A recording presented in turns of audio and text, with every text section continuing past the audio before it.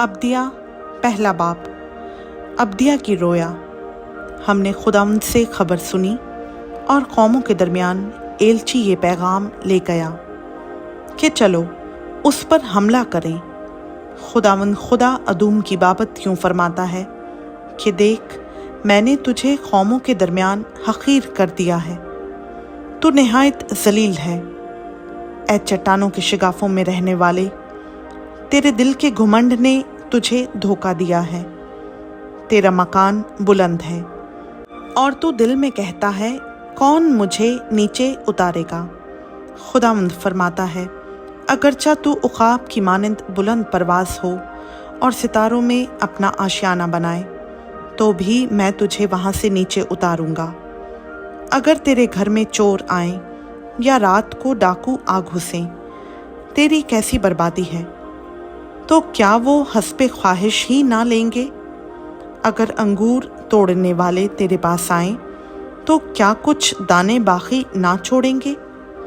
عیسو کا مال کیسا ڈھونڈ نکالا گیا اور اس کے پوشیدہ خزانوں کی کیسی تلاش ہوئی۔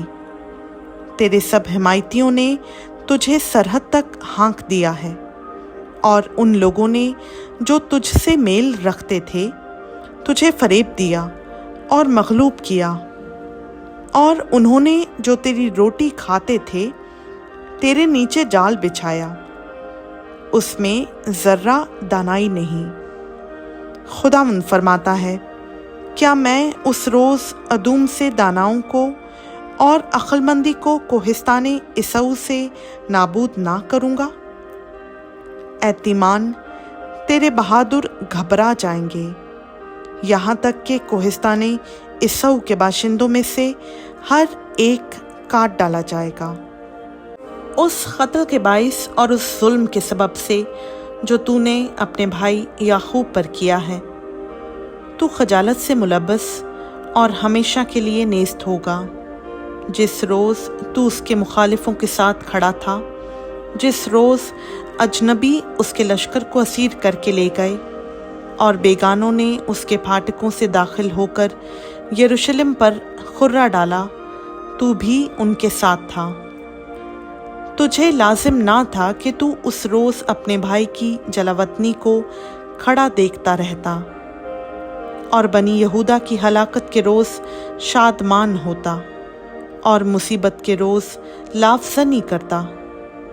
تجھے مناسب نہ تھا کہ تو میرے لوگوں کی مصیبت کے روز ان کے پھاٹکوں میں گھستا اور ان کی مصیبت کے روز ان کی بدحالی کو کھڑا دیکھتا رہتا اور ان کے لشکر پر ہاتھ بڑھاتا۔ تجھے لازم نہ تھا کہ گھاٹی میں کھڑا ہو کر اس کے فراریوں کو قتل کرتا اور اس دکھ کے دن میں اس کے باقی ماندہ لوگوں کو حوالہ کرتا، کیونکہ سب قوموں پر خداوند کا دن آ پہنچا ہے۔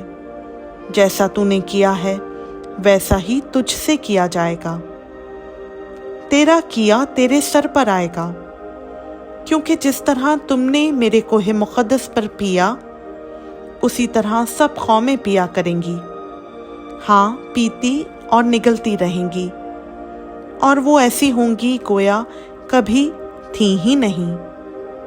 لیکن جو بچ نکلیں گے کوہ سیون پر رہیں گے، اور وہ مقدس ہوگا، اور یعقوب کا گھرانہ اپنی میراث پر قابض ہوگا۔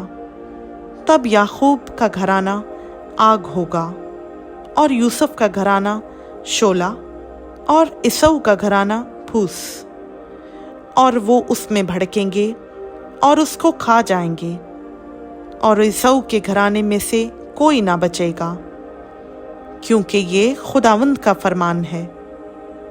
اور جنوب کے رہنے والے کوہستان عیسو اور میدان کے باشندے فلسطین کے مالک ہوں گے، اور وہ افرائیم اور سامریا کے کھیتوں پر قابض ہوں گے، اور بنیامین جلات کا وارث ہوگا۔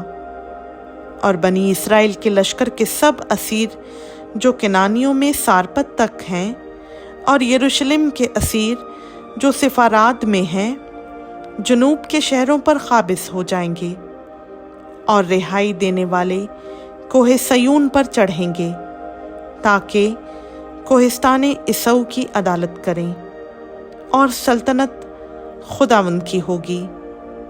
खुदावंद का पाक कलाम का पढ़ा, सुना, समझा और कबूल किया जाना हम सबों के लिए बाइस बरकत हो। आमीन।